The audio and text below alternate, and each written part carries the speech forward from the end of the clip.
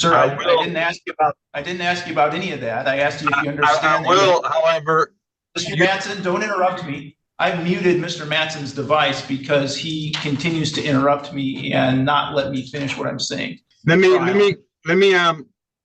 speak to. I've muted Mr. Matson again because he unmuted himself and interrupted me.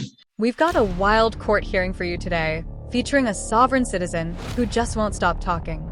Seriously, this guy doesn't even pause to breathe.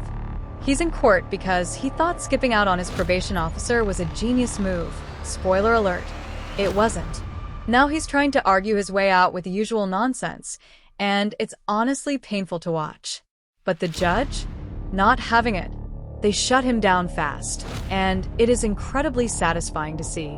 Let me know in the comments what you think we should do with these sovereign citizens who turn the courtroom into chaos. And if you enjoy content like this, don't forget to like and subscribe. All right, let's dive in. I am required to advise you at all stages of the proceeding that you do have a right to be represented by an attorney, and if you can't afford an attorney, the court will appoint one for you at public expense. Do you understand that? I don't think you'd be violating your oath of office, Your Honor, by allowing me to the right to a fighting clause. Sir, I didn't ask you about any of that. I asked you if you understand. I will, however. Mr. Matson, don't interrupt me. The question I asked you is whether you understand that you have the right to be represented by an attorney. I do understand I have a right to be represented by an attorney or not. Yes, sir. Okay. You've previously waived that right. As I said, I have to advise you that at every stage of the hearing. So I have to ask you again, would you like to be represented by an attorney at this point? As I started to say, Your Honor, I don't want the representation. However, I will use the help of handling paperwork due to my means here and having access to certain things in paperwork. I will use your court-appointed attorneys just to help with some paperwork.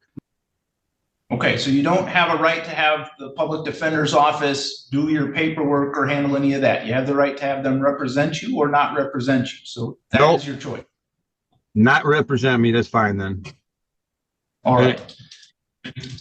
So you've previously been arraigned on the probation violation. Do you know how you want to proceed? So your options are you can plead to it if you want, which means you'd be admitting guilt. The other option is that I can set it for a hearing and we can have a hearing on the matter, and then I'll decide based on the evidence submitted at that hearing. Your Honor, all due respect, I wish, are you working under oath of office today, sir? Sir, I'm not going to answer these questions or deal with this. We've dealt with you before and your sovereign citizen arguments. I've rejected them all.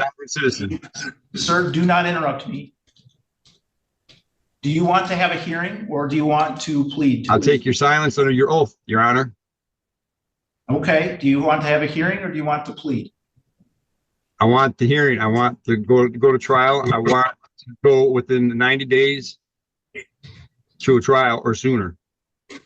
All right. So Sierra will need about a 1-hour hearing on a probation violation. As well as I'd like you to have the arresting officers that arrested me on that day. I would like their sergeant to be dressed in uniform and at that. These Zoom court hearings just keep getting more ridiculous. This guy won't stop talking over everyone, constantly interrupting the judge like he has no clue how any of this works.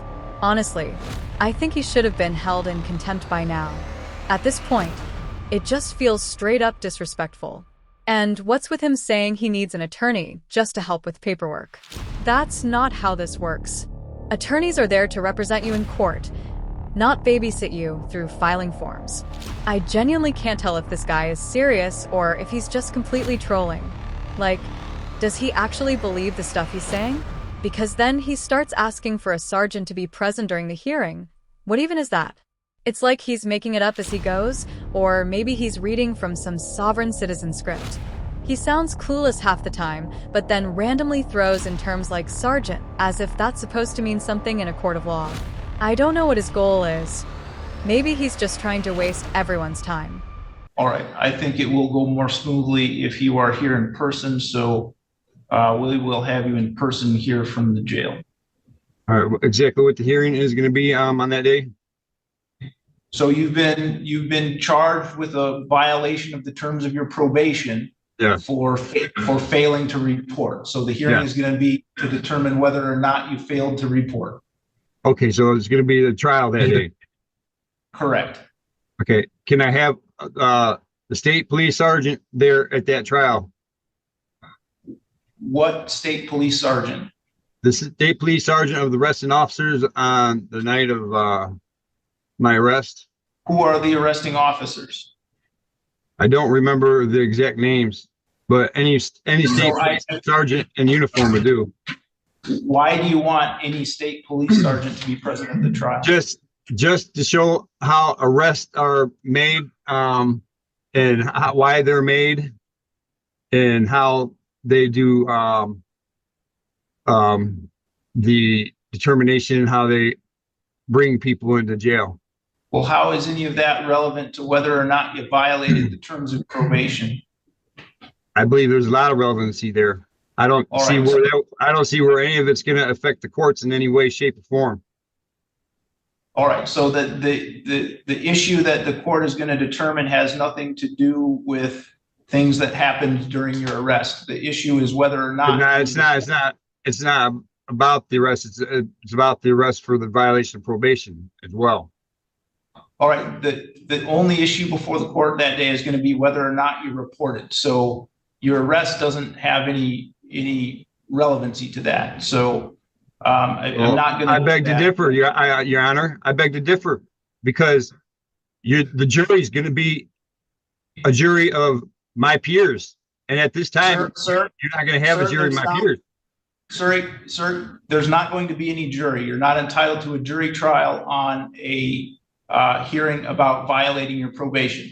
I'm sorry, I misunderstood. I'm pretty sure that last time I spoke to you, you said that I had the right to a jury trial for determining if I was guilty for a violation of probation.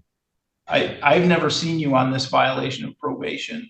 I've seen you, or I've seen you just the other day, last week. No, you didn't. A different judge conducted that hearing. You're Michael Olsaver, aren't you? There was Dan Sloan, and then there was you. I've seen both. You did not see me last week. I did. And so you're not entitled to a jury trial on a probation violation. So again, we will have you back in person on. Well, hold up then. So if I'm not entitled to a trial to determine if I'm guilty or not, this is a criminal court, isn't it? It's a criminal court where you have already pled guilty to a felony and been placed on probation. Because I was at risk of dying in this. I've muted Mr. Matson's device because he continues to interrupt me and not let me finish what I'm saying. Mr. Matson, I was saying that this is a criminal court wherein you have pled guilty to possessing a controlled substance, and you were placed on probation. As a result of that, your sentence was to be placed on probation. Subsequent to being sentenced to probation, there was an allegation that you failed to report in accordance with the terms of your probation. That is an alleged violation of probation. There's no right to a jury trial for a violation of probation. So the court will conduct. Let me speak to. I've muted Mr. Matson again because he unmuted himself and interrupted me. We will have you back on April 8th at 3:30, Mr. Matson. This hearing is concluded. Let me know if you guys want to see the second half of this hearing, because somehow it gets even crazier. For some reason, this guy keeps insisting that a state sergeant needs to be present at his next hearing. Like, what? It makes zero sense. It's almost like he just wants an audience to watch him act ridiculous. And get this, the next hearing isn't even about his arrest. It's just a routine probation check-in. There's no reason for any sergeant to be involved, let alone a state level one. He's not even asking for someone from the local department. It's so random, I genuinely can't figure out what his angle is. Honestly, he just comes across like a total joke. Sovereign citizens like him should be held in contempt more often and actually charged for wasting the court's time. The way they constantly talk over judges, refuse to follow basic rules, and treat the entire process like a game. It's frustrating to watch. Judges shouldn't have to deal with this kind of nonsense. Yet here we are in 2025 still doing Zoom court. And Zoom hearings, in my opinion, only make it worse, especially with defendants like this. For people who clearly have no respect for the legal process, whether they're sovereign citizens or dealing with mental health issues, in-person hearings should be mandatory. Zoom just removes all structure, and it turns serious proceedings into a circus. Anyway, I'm going to wrap it up here.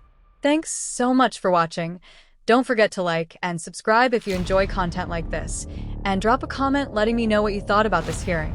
This guy wasn't the most extreme sovereign citizen I've seen, but he was definitely off his rocker. Curious to hear what you all think. Take care, and I'll catch you in the next one.